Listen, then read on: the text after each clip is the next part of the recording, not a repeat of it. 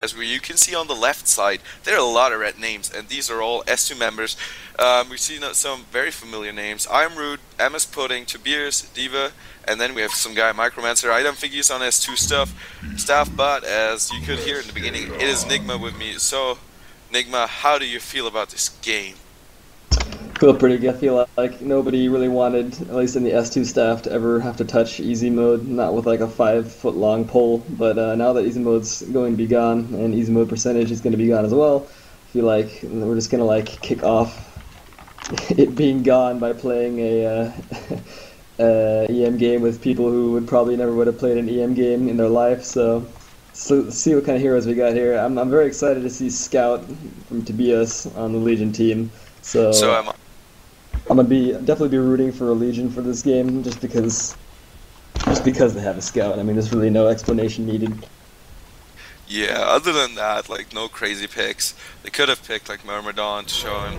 But, whatever. Looking at the Hellborn side, well, no, actually, I think we should not really do a very serious cast about it, because it's obviously not going to be a serious game.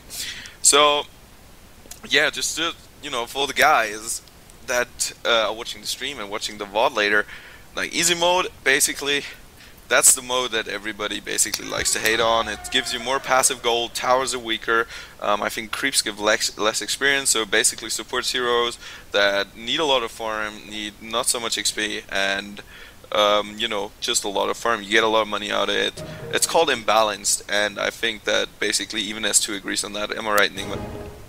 I think there's no doubt in my mind that EM. I've actually been a long time antagonist of EM before I was hired by S2. I've written articles on why I don't like EM, so I'm glad to see it go. But on the other hand, it's definitely a fun mode if you're just goofing around, which is exactly what this game is going to be. So I'm sure we can at the very least, see a very entertaining game here, as we do see a pause. Oh yeah, it's a competitive pause. Obviously, you gotta have a pause in like the first minute of the game, because otherwise it's not very competitive. And as we have a lot of S2 members here, I guess this game is gonna be more or less competitive, or at least a bit serious. This Um, will be um, as competitive as EM can possibly be. yeah, I suppose. Just looking at the lanes, oh, it looks very EM-ish. It would be awesome if they ran this Watson in sideline, but we have not gone over the hero lineups so far. So, Enigma, if you do the Legion, I'm gonna do the Hellborn. Well, the Legion team is definitely a little goofy in the fact that we do have Balfagor middle and heroes like Flint Beastwood bottom. But what catches my eye, actually, this is actually a Hellborn thing, but they have two melee bottom, which is definitely going to be problematic for them. So I can see this Flint Beastwood getting a pretty hearty farm. Meanwhile, Wild Soul is going to be jungling. Scout is just running around. Who cares? And apparently there's nobody top anyway, so this is already shaping up to be a very entertaining game. And this pudding is calling out some dysfunction.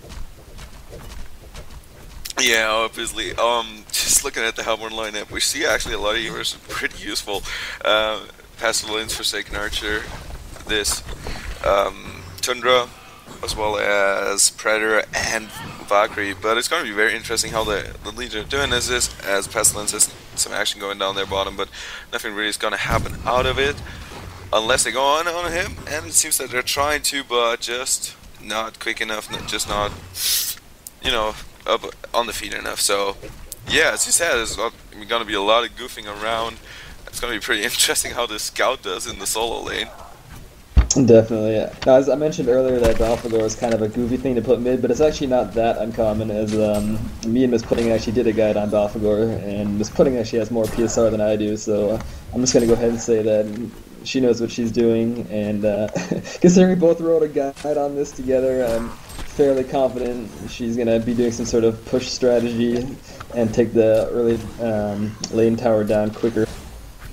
I actually wrote a guide. I'm writing guides from time to time on like Balfagor, a couple of days before you release your guide full. But yes, Balfagor, of course, is a very strong pusher, especially since his pushing abilities don't come from his ultimate but from his minions, which make it so easily. You can push more often and earlier than many heroes can, and more effectively. I'm not sure how he's gonna fare in mid. I generally like him, of course, with the Demented Shaman lane, or generally. He's even a strong hero in the trial lane, but I suppose he's just pretty strong in the solo lane, so I think he's gonna do pretty well. And if he gets the pushing on, that's gonna be pretty strong, of course.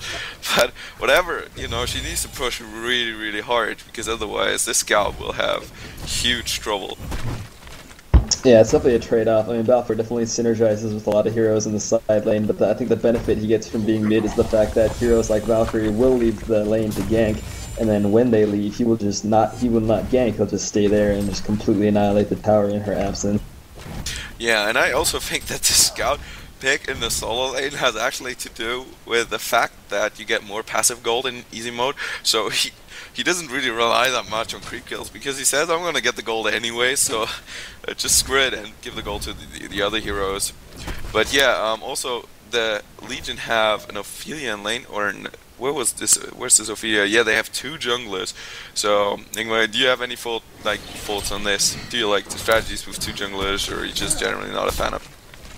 I don't have that experience in double jungle lanes, although I do see some action at the top lane here. Scout being chased by Predator, but not going to be anything because Forsaken Archer misses that crippling volley. But yeah, I've not played too many games where you see a double jungle, but it can definitely work. You just got to split out your forces, and as we see Ophelia here using her Skeleton King to try to get a gank on Valkyrie, but she disjoints the immobilization.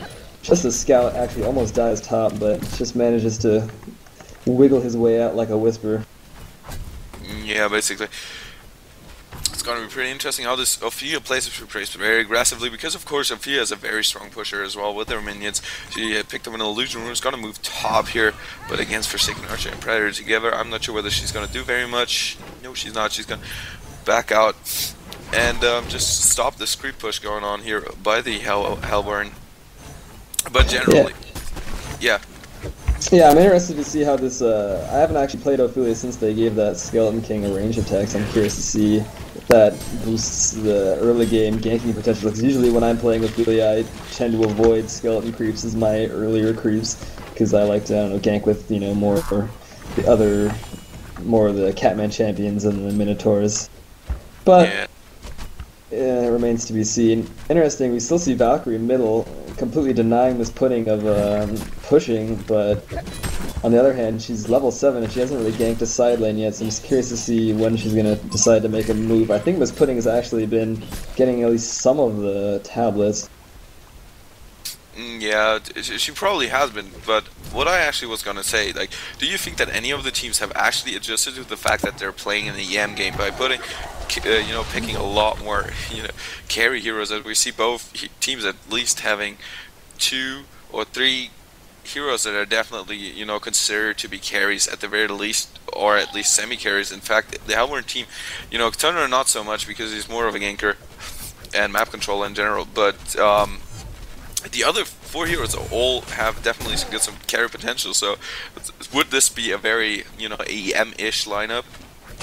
I definitely think so. If not the hero makeup itself, then definitely the lane makeup. I mean, you have 2 melee heroes bottom for the Hellborn. You've got Scout completely alone in a lane. I mean, that just would not fly in normal mode. You need to have some sort of babysitter for a hard carry like that.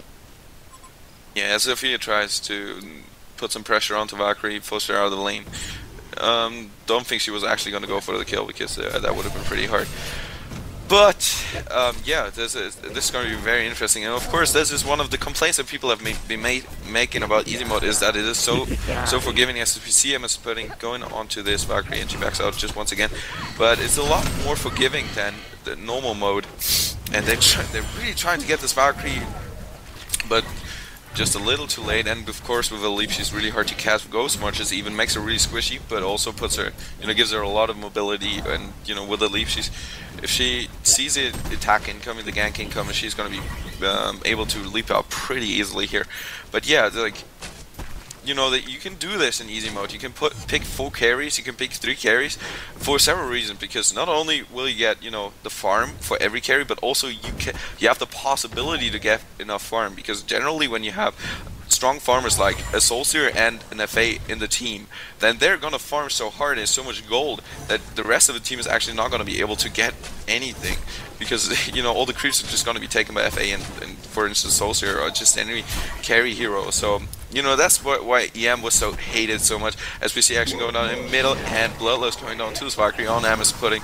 Definitely nothing you want to have happening to your early game hero Balfagor who wants to get those pushes going. Yeah, I'm actually very surprised to see a gank in the mid lane, considering there's so much action with Ophelia poking in there and trying to bother Valkyrie. It's just amazing that we see first blood here at like 7 minutes. We do see Forsaken Archer, something happen in the middle as Thunder ultimate, and virtually the entire Hellborn team is here mid, and they're just completely annihilating D.Va, and that is quite unfortunate. Yeah, definitely. It's like the Legion have a lot more early game potential with pushing that. As I said, like Ophelia is a really strong pusher, Balfagor is a really strong pusher, also Vile Soul is obviously a very strong pusher, who has been completely left alone in his, basically in his lane. I mean, they poked into the jungle a couple of times, were not really able to get anything, but now they have one moving down there. Do they have any vision in the jungle? Not really. This Wasso is even waiting for the lane gank, but he saw them coming. He's going to move out of there. Very nice ward placement, very defensive ward placement there for the jungle by the Legion side, and they're hiding in. They are hiding in here. So I'm going to be interested what the hell we're going to do. Are they going to stick around this tower waiting for something to happen? Because I don't think that the Legion will move out of there unless they get some more vision going. It's definitely interesting to see how this ganking is going to pan out, because I'd say both teams are fairly even in terms of many things, but as you do see action bottom, Forsaken Archer opening up with their ultimate, Pestilence is completely stuck, getting the money shot off, Flint Beastwood, but he gets interrupted, he gets it off. Predator is on Flint Beastwood, he's trying to juke him, running into the jungle. I don't think this Predator is going to get this kill. I think he just managed to juke him well enough. We do see Tundra getting the minions on from Balfagor, getting chased. The arrow, manages to get Balfagor, even though there was minions there, very hard to hit. This pudding has to back off. Scout is on the hunt, but he's not very capable of getting any lessons. But this bear might just get it off. He gets a nice entangle right here, because we all know that. And the marksman shot is going off. Bear does have vision, but Scout is just not in range anymore as he's been immobilized. And we do see a smackdown coming out onto Bia. Wow, Turner getting away with 58 lives. That is pretty huge. As we see this Wasso dropping really low, he goes down to the Turner shots, I believe, and that's going to be the end of this, I think. As Valkyrie tries to desperately run away from Flint Beastwood, he's going to be able to do so.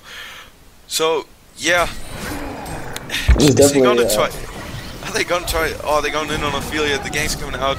Predator's leaping onto him. Flint Beastwood helps and tries to help, but he is not able to. Valkyrie misses the arrow at really close distance.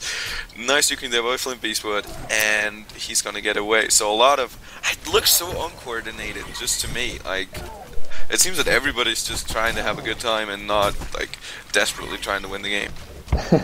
Well, I think it's a shame for Ophelia, because she is basically the backbone of the Legion team's early game ganking potential, and she's just not having anything happen for her right now. I mean, she's 0-2. If anything, she's got to be the one who's like keeping the Hellborn on their toes while the other carry heroes farm. So we do see action here in the bottom lane. Scout opening up with marksman shot on Predator. I don't know if he has his armor. I don't know why he just canceled that. Oh, Balfagor takes the kill anyways. You see, Forsaken Archer has to back off. Look at those goal per minute numbers. That's ridiculous.